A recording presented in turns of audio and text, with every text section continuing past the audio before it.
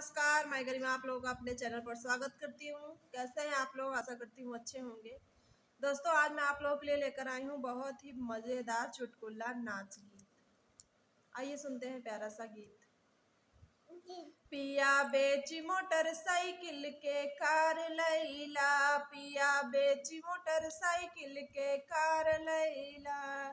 चाहे ससुर जी के गहने धई दा, चाहे ससुर जी के गहने धई, चाहे ससुइया पे लोन लैला, चाहे ससुइया पे लोन लैला। पिया बेची मोटरसाइकिल के कार लई, पिया बेची मोटरसाइकिल के कार लैला।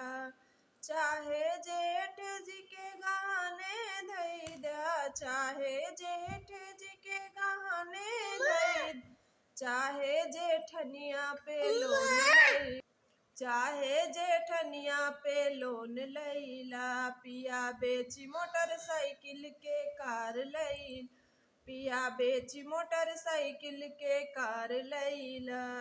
चाहे देवर जी के गहने धई, चाहे देवर जी के गहने धई दा, चाहे ननदिया पे लोन लई, चाहे ननदिया पे लोन लैला। पिया बेची मोटरसाइकिल के कार लई, पिया बेची मोटरसाइकिल के कार लैला।